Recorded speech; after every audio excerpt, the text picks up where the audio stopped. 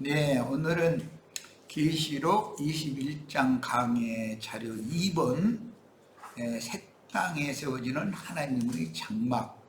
이건 하늘의 장막이 아니고 땅의 장막을 말하는 거예요. 새 땅에 세워지는 하나님의 장막에 대한 말씀을 중심으로 나눌 건데, 계시록 성경 말씀은 21장 3절로 4절입니다. 회복력으로 다 같이 보는 거예요.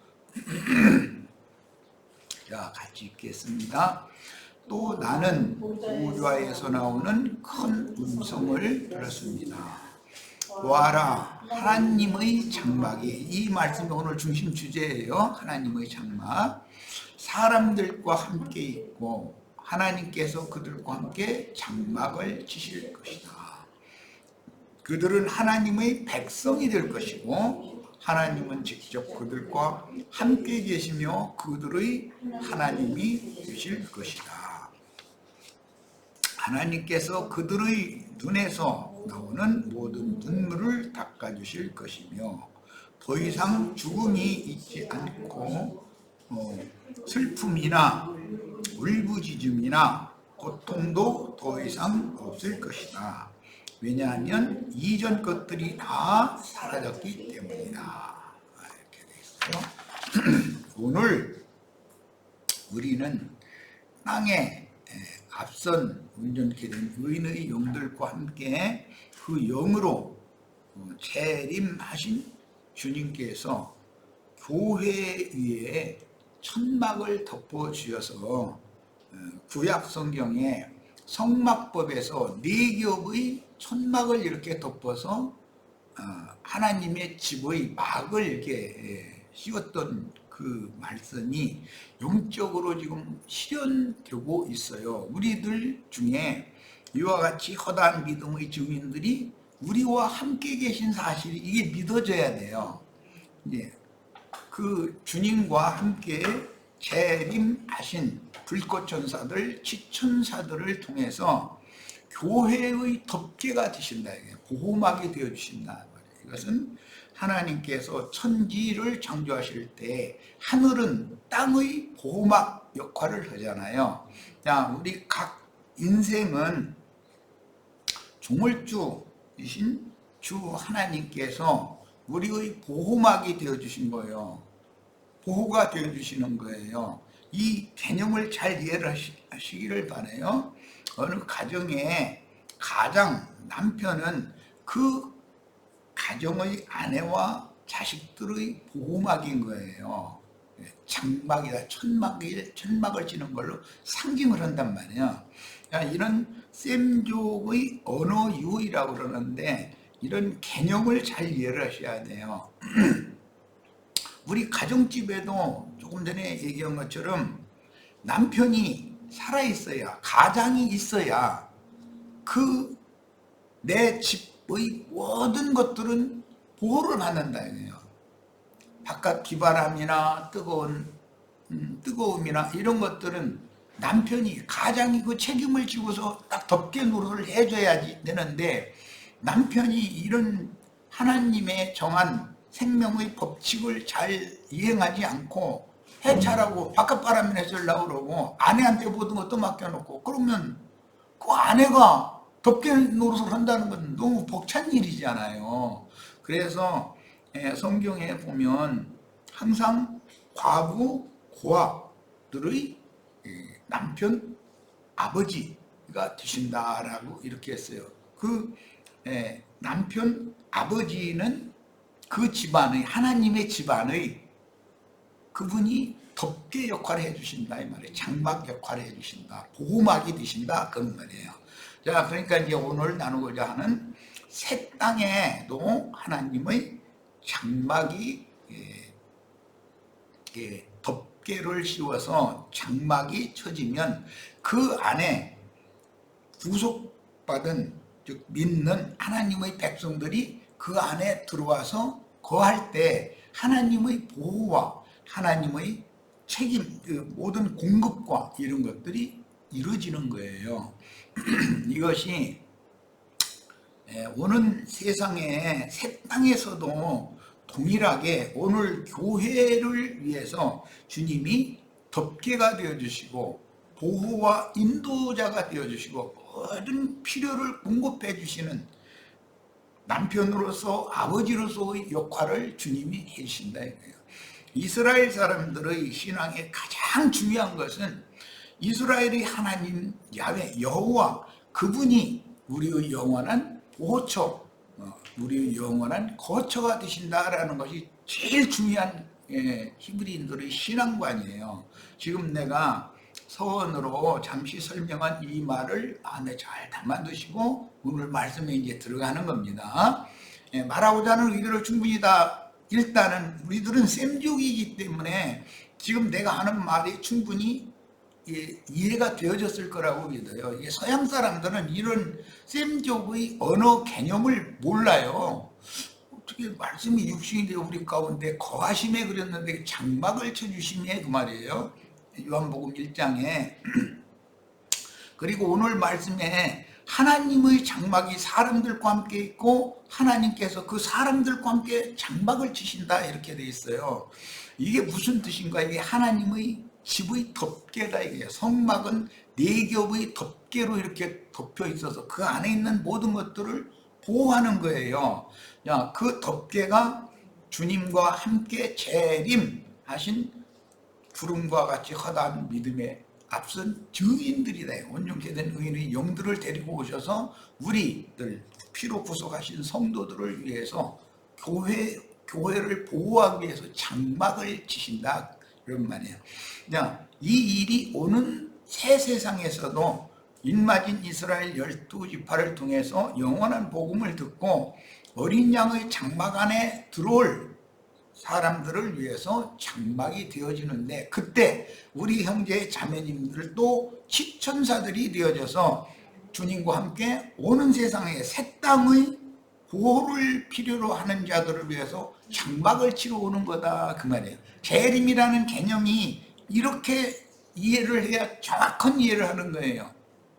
기독교계 사람들은 아마 오늘 우리가 지금 나누는 이런 그 증거를 들으면 참 이상한 소리였나? 그 무슨 놈 우리가 오는 새 세상 사람 그 어린 양의 장막에 들어온 마국 백성들이 아니고 오른편 양들로 분류된 그 사람들을 위해서, 아니 내가 주님과 함께 재림해가지고 그들이 거할 거처의 장막을 치러 내가 온다고? 이게 이해가 안 될 거예요. 이거는 성경이 말하는 의도를 너무 모르기 때문이에요. 이스라엘은 제일 첫째, 가장 중요하게 여기는 신앙이 뭐냐면 하나님 자신이, 이스라엘의 하나님 자신이 자신들의 영원한 처소, 거처라고 믿는 거예요. 이 믿음이 제일 중요한 거예요. 아버지와 아내, 아버지와 자식들, 남편과 아내가 한 집안을 세우잖아요. 한 집안을 세우면 남편, 아버지는 당연히 보호막이 되는 거단 말이에요. 자기 아내와 가족들의. 이것이 성경이 말하는 의미다. 그러니까 하나님의 장막이 사람들과 함께 있고 하나님께서 그 사람들과 함께 장막을 치실 것이다 라고 하는 이 예언 말씀이 그 간단한 얘기가 아닌 것이죠. 이게 세상교계 목사들 자신이 이런 말을 이해하기가 굉장히 어려울 거예요. 그리고 세상 사고를 가지고 있는 사람들이 성경을, 개역 성경의 번역을 이제 로마교의 성경에 따라서 번역을 하다 보니까 이게 오류가, 오해하기가 쉽도록 번역이 돼 있었기 때문에 내가 이 부분은 회복력, 이건 정확하게 직역한 성경을 갖다 읽자고 한 거예요. 그러니까 그런 의도를 잘 이해를 하시고 이 말씀을 같이 나누도록 하겠습니다. 이제 자료 말씀으로 들어갑니다. 우선 이사야 4장 1절로 4절 성경을 읽겠습니다. 그날에 7 여자가 한 남자를 붙잡고 말하기를 우리가 우리의 떡을 먹고 우리의 옷을 입을 터이니 다만 우리를 당신의 이름으로 불리게 하여 우리의 수치를 없애 주십시오 라고 일곱 여자가 한 남자를 붙들고 이렇게 호소를 한다, 애원을 한다는 거예요. 자, 이게 문자대로 읽으면 그 일곱 여자는 거지들이고 한 남자는 돈풍이나 있는 사람의 동네, 어떤 동네로 말하자면 첫 일곱 둘 수 있는 게 그런 생각을 하고 읽을 거예요. 서현적인 사람들 읽으면. 야, 여기 한 남자라는 건 예수님을 말하는 거예요. 일곱 여자라는 건 일곱 교회에 대한 상징이에요. 야, 그런데 그들이 참 하나님의 족보에 자신이 참 하나님의 아내인 것으로 족보에 등재가 되기를 그렇게 원한다 이 말이야. 하나님의 아들의 아내가 되어져서 그 하나님의 아들과 한 가정을 이룬 명확한 사실을 족보란 게 이제 성경책인데 하나님의 기념책이라고 그러는데 여기에 등재가 돼야 된다 이 말이야. 등재가. 그렇지 않으면 그녀가 낳은 자식이 어떤 보호도 받을 수가 없어요. 이제 그런 이게 족보에 등재가 되어 있지 않은 여자가 낳은 자식은 아무런 보호를 받지 못하는 거예요. 그래서 그런 사람 보고는 사생자라고 그래요. 사생자들은 사회에서 교육받을 수도 없고 그 사람이 신원 증거가 없는데 증명이 없는데 사회 보호를 받을 수 없죠. 이런 것은 셈족이 갖는 특별한 사상이다 이게. 오늘 우리들도 어린 양의 족보에 내 이름을 농명해 달라고 지금 이 일곱 여자가 한 남자를 붙들고 애원하는 것처럼 그런 심정이어야 된다. 내가 길거리 여자로 만약에 계속 한 남자인 그리스도의 정상적인 배필인 하늘이 기록한 해를 입은 한 여자가 난 아들이 아니면 난 하나님 나라에서 아무것도 할 수 없는 거예요. 사생자니까 길거리 여자가 난 자식이 무슨 보호를 받겠어요. 그러니까 이 여자들은 자기가 낳은 자식들 때문에라도 이걸 애원을 안 할 수가 없는 거예요. 나를 당신의 아내로 정식으로 족보에 등재를 시켜달라고 그 얘기예요. 그러면 그녀가 낳은 아들은 당연히 하나님 나라에 권리가 있잖아요. 모든 것을 유업으로 상속받을 이런 그 셈족의 개념, 하나님의 장막 안에 거하는 자격이 있다고 인정을 받는다라는 이 개념이 얼마나 중요한가를 셈족은 이게 제일 중요했었어요. 우리나라도 셈족이기 때문에 과거에 본처는 유대인들이잖아요. 우리는 이방인들이에요. 그러면 이제 우리는 길거리 여자들이죠. 이방인들은. 그런데 길거리 여자지만 주님이 사랑하셔. 예를 들어 세리와 창기와 모든 죄인들을 주님이 사랑하셔. 그래도 하나님의 기념책 어린 양의 생명책에 구속하신 성도들을 모아서 교회를 세우고 나서 그 교회를 너는 내 정상적인 그 정실 부인이다, 내 아내다 라고 생명책에 등재가 되어 있지 않으면 그 교회의 모임에 참여한 형제 자매님들은 전부 사생자들이 되어버리는 거예요. 어머니가 우선 한 남편의 아내로, 한 남자의 아내로 정식으로 딱 등재가 돼야 되는 거예요. 이렇게 중요한 거예요. 이게 이제 교회 생활이라는 것에 대한 의미를 알아야 돼. 셈족의 개념을 알아야 된단 말이야. 가끔 얘기하지만 이런 그 셈족 특유의, 히브리인들 특유의 그 신앙관, 이 정신세계, 이것이 이해가 안 되면 우리들은 뭐 통산적으로 정식 부인이 아니고 뭐 첩이라고 그러지. 첩의 신분으로 살아보지 않았기 때문에 그게 얼마나 수치스러운 일인지를 몰라요. 우리는 왜 결혼하자마자 혼인신고에서 딱 법적인 그 아내의 자격이 있으니까 내가 자식을 낳으면 내 자식이고 내 남편의 자식이니까 국가에서도 법적으로 보호를 딱 받게 마련이고, 이렇게 통산적으로 사는 사람은 이 첩의 신분으로 사는 이 일곱 여자들이라고 그랬는데, 이런 사람들이 그 고통을 모른단 말이에요. 이런 개념을 꼭 이해를 하시기를 바래요. 자, 이제 2절 갑니다. 그날에 피난한 이스라엘 사람들에게 여호와의 순은, 이 순이라는 것은 그 새 봄에 우미 돋아 나오는 거, 새 순 난다고 그러죠. 아름다움과 영광이 되며 땅의 열매는 탁월함과 광채가 될 것이다. 여호와의 순은, 여호와 혼자 자식 낳지는 못하잖아요. 아내가 있어야지. 그러면 너는 내 아내다라고 등재해준 교회가 나야 된단 말이야. 해를 입은 여자가 낳은 아들만 철장 권세를 갖는 것이지, 많은 물 위에 앉은 큰 음녀가 낳은 자식들은 그 짐승의 몸에 속한 짐승의 자식들이지, 그 하나님의 자식으로 인정이 안 된다라는 말이란 말이에요. 지금 이 말을 잘 이해를 하셔야 돼요. 여호와의 수는 자식 낳은 걸 말하는 건데 여호와 혼자 자식 낳지는 않잖아요. 당신의 이름으로 불리게 하여 우리의 수치를 없애주세요 한 여자 중에, 7여자 중에 이기는 자들만 빼내가지고 하늘에 기록한 장자들의 교회로 세운 그 교회만이, 성경에 그 교회가 난 자식만이 이기는 자라고 인정을 받는다. 너는 내 아들이다 라고 인정받는다, 이 말이에요. 지금 이렇게 중요한 말이에요. 3절입니다. 시온에 남겨지니와 예루살렘에 머물러 있느니 곧 예루살렘에 살아있다고 기록된 모든 사람.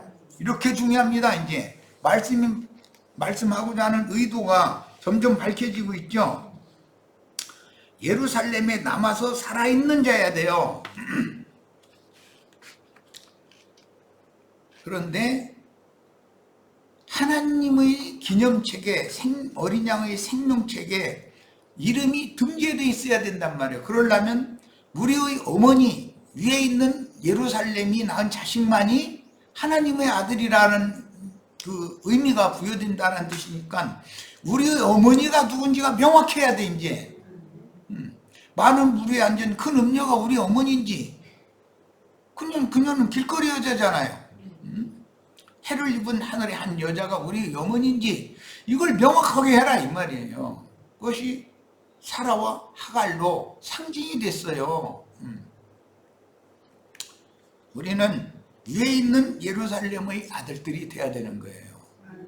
그럼 위에 있는 예루살렘은 7교회, 아시아에 있는 7교회라고 그랬는데 온 세상에 모든 교회들이 많이 있을지라도 그 중에 이기는 자들만 빼내가지고 아브라함의 믿음의 후사들을 위하여 하늘에 준비해 놓으신 한 성에 들어갈 권세를 주신다라는 얘기단 말이에요. 자, 이제 4절입니다. 그때 주님은 심판하는 영과 불태우는 영으로 시온의 딸들의 더러움을 씻어낼 것이다. 그랬어요. 그러면 시온의 딸들이 누구냐? 하나님의 백성임을 자처하고 하나님의 은혜를 입은 선민임을 자처하고 있지만, 이게 유대교 종교 체제라고 하는 것은 하나님이 보실 때 세속화되어지고 타락했기 때문에 하나님은 그거를 자기 정식 아내로 인정해 주지 않기 때문에 지금 하는 말이란 말이야. 그래서 그 시온 딸들이 더러움을 씻어낸다고 그럴 때 또 그 얘기를 안 할 수가 없는데, 최근에 물침례, 성령침례 가지고 지금 계속 변론도 하고 그랬는데,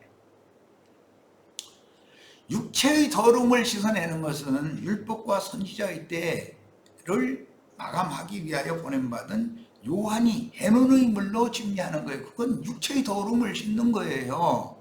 그러나 성경이 말하는 것은 마음의 더러움을 씻는 것이란 말이에요. 제일 중요한 게. 그래서 말씀을 믿을 때 믿음으로나 마음이 씻음을 받는 거예요. 정결한 그릇이 되는 거예요. 이런 경우는 더럽혀진 그릇을 깨끗이 씻어서 처녀의 태와 같이 정결하다고 인정받은 그 새 사람들, 새로운 피조물들로 주님의 교회로 세워가지고 정결한 처녀교회라고 그래요. 그 정결한 처녀교회가 아들을 낳아야 돼요. 그래서 처녀가 아들을 낳는 게 이게 비밀이단 말이에요. 동정처녀가 하나님의 아들 예수를 낳잖아요. 그건 조상이잖아요. 그건 실제로는 처녀교회가 원로 말씀으로 마음이 깨끗하게 씻음을 받은 사람들의 모임인, 새 사람들의 모임인 처녀교회가 이기는 자들을 낳아야 된다. 대언자들, 증인들을 낳아야 된다 이 말이에요.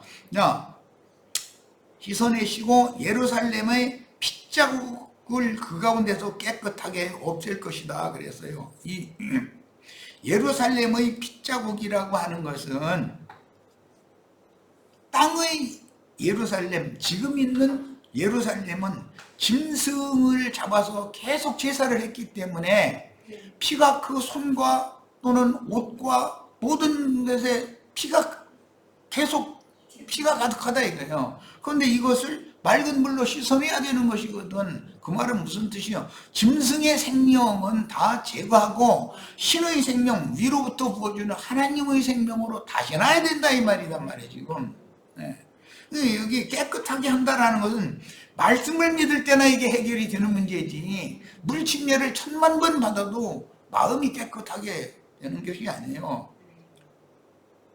이미 더럽혀진 영혼을 정결한 처녀의 태와 같이 깨끗하게 정결하게 새로 모든 것들을 준비하셔가지고 주님께서 그 처녀에게 오는 세상에 장가를 들러 오시는 얘기를 하는 것이 성경 이야기다 이거예요. 그런데 이런 말을 하면 이게 도대체 이해가 안 되는가 봐요. 아마 세속교계 사람들은 이런 말이 어떻게 이미 더럽혀진 여자를 경수가 끊어져 가지고 새끼 못 낳게 생긴 지가 수십 년이 지난 사람을 니고데모 말처럼 우리가 부모 뱃속에서 이미 태어났는데 어떻게 어머니 뱃속에 또 들어갔다가 말에 나오느냐고 이렇게 이해를 하는가 봐. 계속 이 말이 이해가 안 되니까 그래요.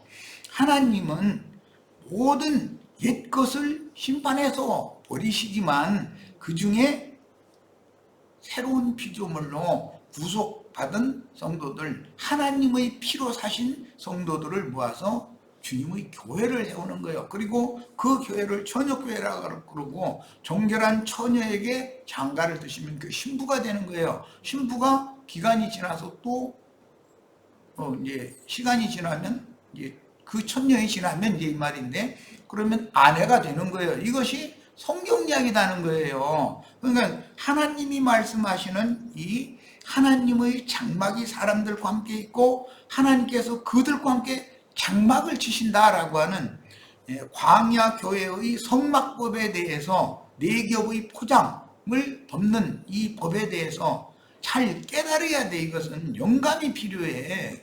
사람의 어떤 지혜나 지식으로 이런 것을 하나님의 그 비밀을 깨달을 수 있는 게 아니잖아요. 이건 계시가 임해야 되는 문제지. 자, 이번에는 요한복음 1장 14절입니다. 시간이 참 많이 갔네.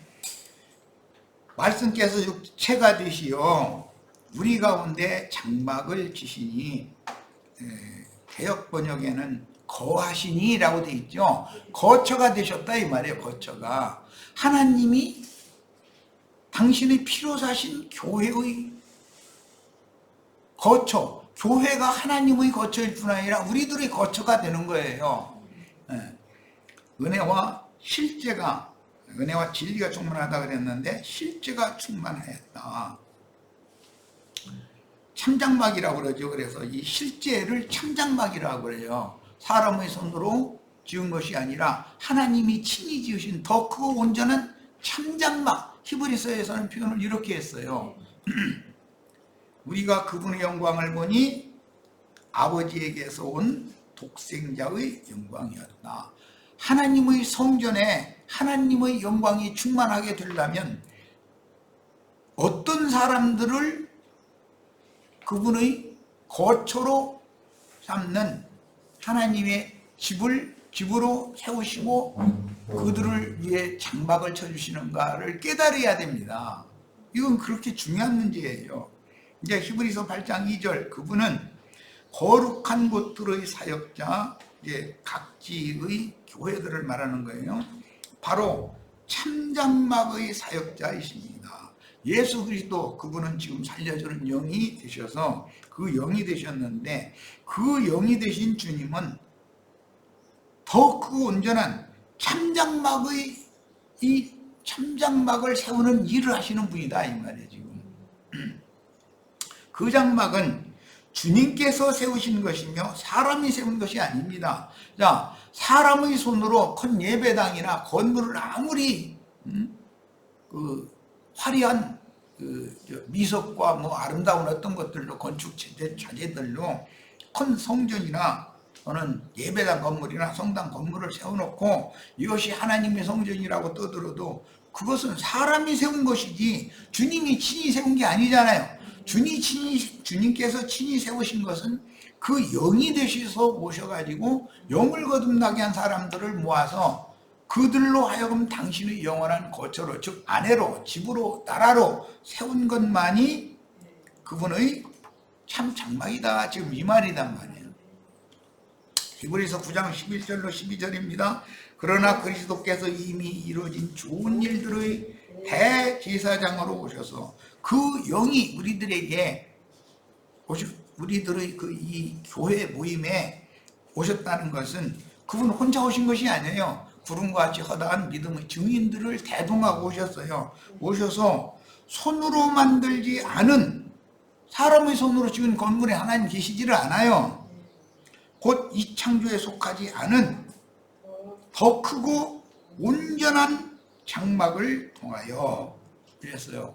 그러니까 영적인 장막이다, 이게 영적인 참장막, 새장막이에요. 그리고 염소와 송아지의 피가 아닌 그분 자신의 피를 통하여 한 번만에, 그래요, 단번에 영원히 지성소로 들어가시어 영원한 구속을 이루셨습니다. 그랬어요. 이런 표현들이 성경에 얼마나 중요한 것을 계시하고 있는지를 깨달으셔야 돼요. 자, 이제 계시록 7장 15절, 계시록에 나오는 하나님의 장막 이야기를 살펴봅니다. 그러므로 그들은 하나님의 보좌 앞에 있으며 그분의 성전에서 밤낮으로 그분을 섬깁니다. 계시록 7장은 계시록 14장의 시온산에 올라간 14만 4천과 다른 14만 4천을, 즉 아무라도 셀 수 없는 흰옷을 입은 큰 무리를 다시 채우는 이스라엘 12지파의 사역이 계시되고 있어요. 자, 그런데 그러므로 그들은 하나님의 보좌 앞에 있으며 그분의 성전에서 밤낮으로 그분을 섬깁니다. 그리고 보좌에 앉아 계신 분은 그들 위에 장막을 치실 것입니다. 이것이 오늘 우리가 읽은 계시록 21장 3절에서 하나님의 장막을 이 사람들 위해 친다는 거예요. 그러니까 오늘 우리는 하나님의 장막 안에 있는 사람들이죠. 마찬가지로 우리는 이제 치천사가 되어져서 오는 세상에 이들을 위해서 장막을 치러 함께 오게 될 거예요. 주님과 함께. 이것이 재림이라는 거예요. 자, 계시록 12장 12절, 그러므로 하늘들과 그 안에 거하는 이들아.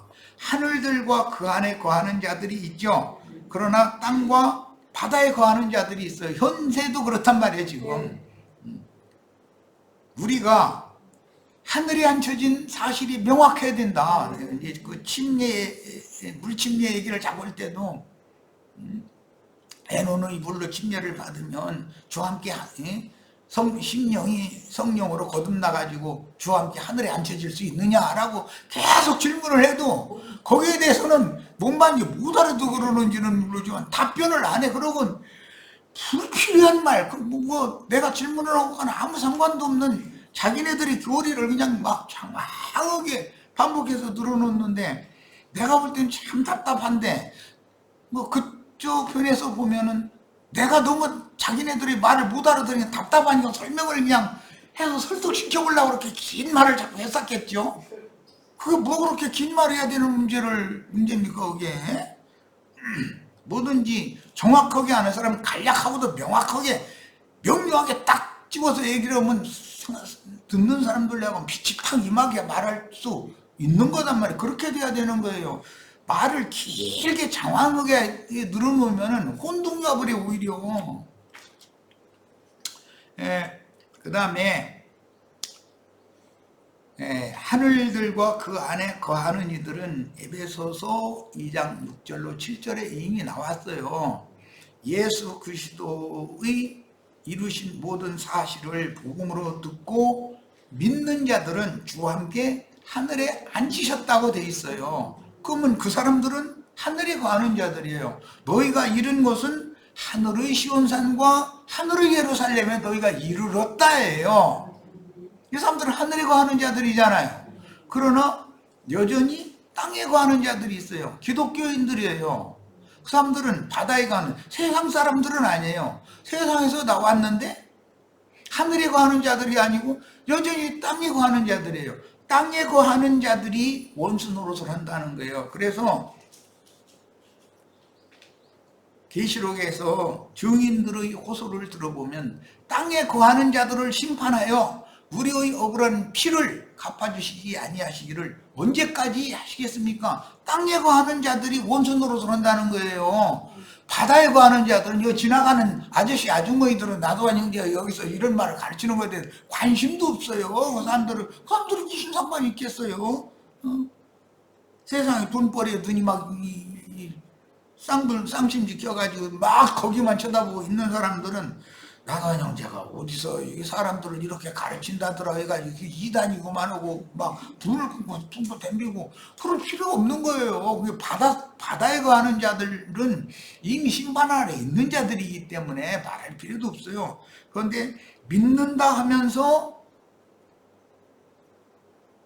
땅의 짐승, 땅에 거하는 자들은 땅의 짐승의 수하다 이 말인데 땅에서 올라온 짐승들은 거짓 선지자들이잖아요.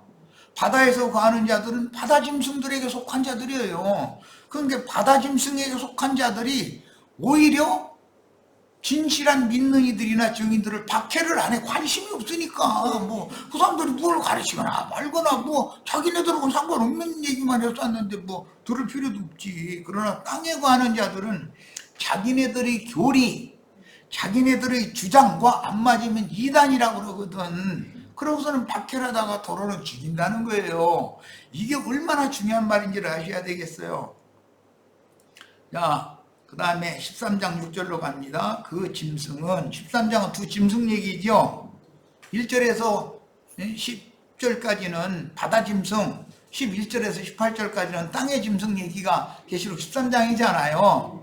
세상 나라는 바다 짐승과 땅의 짐승들이 지배하고 있는 거죠, 지금. 자, 그 짐승은 하나님을 모독하려고 입을 열어서 하나님의 이름과 하나님의 장막, 곧 하늘에 거하는 사람들을 모독하였습니다. 이렇게 됐어요. 이 짐승은 바다 짐승, 땅의 짐승들을 대표하는 적그리스도라고 하는 바다에서 올라오는 이제 짐승들의 대표인데, 10부의 대표, 7머리의 대표인데, 이 짐승이 이제 소위 말한 적그리스도가 하늘에 거하는 자들을, 하나님의 장막은 곧 하늘에 거하는 자들이에요. 이렇게 돼 있어요. 오늘 우리 형제 자매님들은 하나님의 장막에 이미 들어온 사람들이에요. 하늘에, 하나님의 장막 곧 하늘에 거하는 자들을 모독한다는 거예요. 지나가는 아저씨 아주머니는 나도한 형제 모독할 필요가 없어요. 한번 자기네들하고는 영이 다르고 정신세계가 다른데, 그런데 자기네들이 예수 제일 잘 믿는다고 생각하고 있는 사람들이 진리의 증인들을 대적한다. 왜? 자기네들의 교리와 다르다라는 것 때문에 그러는 거예요. 15장 5절입니다. 계시록 또 이 일들이 있은 후에 내가 보니 하늘에 있는 증거의 장막의 성전이 열렸다 그래서 이때 내가 참 많은 말씀을 증거했었어요. 진리와 생명의 말씀 곧 진리와 생명의 성령에 의해서 영이 거듭나서 새로운 피조물이 된 사람들, 이 사람들은 아담의 세계에 육신의 몸은 살고 있지만 영은 하나님 나라에 들어가 앉혀진 사람들이잖아요. 물과 성령으로 거듭나면 하나님 나라에 들어가는 것이지 세상 짐승과 함께 사는 것이 아니에요. 육신의 몸이야 세상 짐승 나라에 살다 보니 갈등이 이제 있는 거지. 이 장말 벗어날 때까지는. 야, 하늘에 있는 증거 장막의 성전이 어떻게 열리는가? 계시가 필요하다. 계시가. 하나님의 참장막, 영적인 사람의 손으로 하지 아니한 하나님이 친히 세우신 장막은 계시가 필요한 거예요. 이것은 이 장막 안에 들어가는 거 봐야 들어가지. 봐야. 물과 성령으로 나지 아니하면 하나님 나라를 볼 수도 없고 들어갈 수도 없다 그랬어. 먼저는 봐야 돼. 본다는 건 계시가 필요하다 이 말이야. 계시가. 그럼 계시가 없는 사람들은 이런 말씀을 백날 읽으면 뭐예요? 아무나 소용없는 소리지. 그래서 진리와 생명의 말씀 곧 진리와 생명의 성령에 의해서 영이 거듭나서 세상 나라를 벗어나 하나님 나라에 들어가서 하늘에 앉혀진 자들로 세운 주님의 교회가 하늘에 있는 증거의 장막이고, 이것은 증거의 장막 성전이 열린다라는 것은 그때 당시는 요한에게 열린 얘기지만 pat모섬에 있는 요한에게 하늘의 장막에 관한 계시가 열렸다 이 말이잖아요. 그 계시가 점진적으로 발전해가지고 거룩한 성 세루살렘이 되고 영원한 예루살렘이 되는 거예요. 그러니까 오늘 우리도 하늘의 증거 장막 성전에 대한 계시가 열려야 된다 이거예요. 그냥 주님께서 열어주시지 않으면 누구도 열 수 없어요. 주님이 누구에게는 닫아놔둬 버려. 그러면은 세상 없는 사람이 성경을 딸딸 외우고 뭐 요즘 보니까 뭐 히브리어 헬라어가 어떻고 영어가 어떻고 해가면서 막 했는데 내가 볼 때는 어둡지 않은 지식이야. 내가 볼 때는 그래요. 그게 다인 줄 알고 그럼 막 자기한테 꿀뻑할 줄 알고 이제 이러는 것 같은 의심이 드는 그런 어떤 글들을 많이 읽어보는데 그게 어리석은 짓이죠. 얼마나 어리석은 짓이요. 그래서 뭐 최근 어떤 글을 보니까 이런 얘기 할 필요도 사실 없지만 신자들에게 전도를 하면 뭐 히브리어와 헬라어를 기본적으로 가르쳐야 된다. 그것부터 시작해야 된다 그랬던데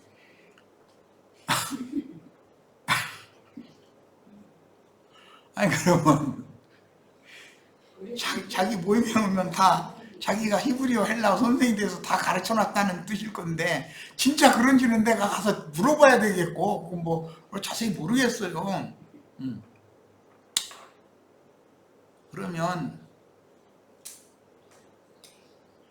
히브리어나 헬라어를 몰라서 한국말로 계시를 받은 것을 따라서 주님 나에게 더 영을 열어서 주님께서 하늘문을 열어서 나로 하여금 하나님의 장막 성전이 열리게 해주세요. 계시를 좀 보여주세요. 한국말로 기도를 했어. 가령 한국 사람이. 그럼 하나님이 너 왜 히브리말로 기도하고서 한국말로 해? 그러고 안 들어.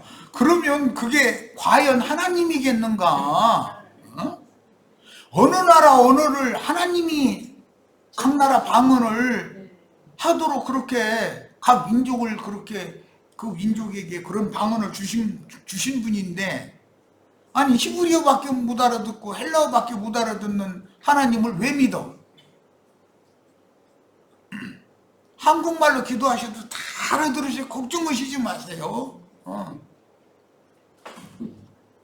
주의 성령께 감동을 받은 영에 따라서 이런 성경의 계시를 깨닫기를 원해서 하나님 앞에 호소하고 한국말로 기도해도 하나님이 찾고 찾는 자에게는 다 당연히 다 열어주시고 계시해 주세요. 이것을 꼭 믿으시기를 바래요. 물론 히브리어 헬라를 알면 또 영어도 잘하고 또는 히스패닉어 그 스페인어도 좀 잘하고 프랑스 말이나 독일어나 다 러시아 말만 전 세계 언어를 다 잘할 수 있다. 그러면은 자기가 아프리카의 어떤 소수민족 그 언어들도 다 자기가 능숙하게 한다. 그러면 그쪽에 파송돼서 가서 전도하기가 쉽겠지.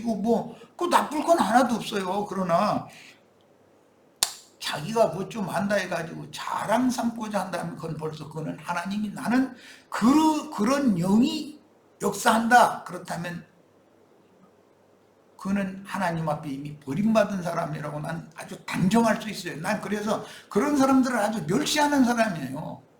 그리고 우리가 믿는 이런 신앙은 600만이 같이 믿는데 말이요. 이런 얘기도 나왔더라고. 이제 보니까. 근데 아니 그러기로 말하면 사람 숫자 많기로 말하면 로마교는 전 세계에 몇 억인데 그럼 로마교가 믿는 대로 믿어야지 왜 600만이 믿는 걸 믿어야 됩니까? 그럼 말이 됩니까? 숫자 가지고 주님은 저희 다수를 원치 않는다고 그랬어. 그럼 그런 말씀 어떻게 해석할 거요? 나는 성경을 증거하고 성경으로 진리 토론할 때는 성경을 가지고 설득을 력 있게 뭔가를 증거하는 것을 토론을 하기를 바라지. 그런 불필요한 거. 예수님이 세상에 오셨을 때 다 유대교인이었어. 예수님 혼자만 유대교인, 전체 유대교인이 다 잘못된 것이 있다는 거예요. 또 이런 것은 잘못된 신앙이다. 그러면 숫자 많기로 말하면 유대교인들이 잘 믿는 것이고 예수님이 지금 잘못 믿는 거예요. 또 12제자가 예수님이 제자가 됐으면 12제자들은 그건 잘못 믿는 거예요 지금. 만약에 그런 논리로 이런 식으로 어떤 진리 토론에 접근을 한다면 나는 그런 사람들을 막 멸시하는 사람이에요. 성경 외에 어떤 걸 가지고서 자기의 어떤 주장을 세우려고 쓸데없는 말을 이렇게 해. 진리 토론을 하는데 성경 말씀이 뭐가 부족해서 쓸데없는 말을 가지고 들어와서 이렇게 말하자면 상대방 이렇게 눌러보려고 하는 그런 얄팍한 실수를 부리는 것은 난 훤히 보고 있기 때문에 난 그런 투로 진리 토론을 하는 사람을 나는 아예 멸시하는 사람이에요. 무시해버려요, 그거는요. 이제 얘기가 딴 데까지 갔는데 우리는 누구와 진리 토론을 할 때는 반드시 성경에 기록된 말씀 밖으로 벗어나는 어떤 쓸데없는 말을 할 필요가 없습니다. 우리와 같은 이런 신앙을 가지고 믿는 사람이 숫자가 몇백만이다, 우리는 몇십만이 모인다. 그 말 같지 않은 소리 할 필요가 없는 거예요. 그것과 물과 성령으로 위로부터 사람의 심령이 거듭나서 위에 계신 하나님과 함께 하늘에 앉혀졌느냐, 하나님 안에 앉혀졌느냐의 문제와는 아무 상관없는 얘기잖아요. 그럼 왜 쓸데없는 얘기를 해? 어떤 어리석은 사람은 나는 목사인데 장로인데 권사인데 또 이런 소리를 해서 그러면 난 그런 소리 하면 그 사람을 딱 멸시해버려. 이 사람은 진리에 대해 무지한 사람이구나라고 딱 멸시해버려 나는. 아니 하나님 말씀이 뭐가 부족해서 말씀 가지고 토론을 하는 중에 쓸데없는 소리를 왜 자꾸 끼워붙여가지고 하려고 그래. 자, 첫 시간 여기까지 해서 그럼 마치겠습니다.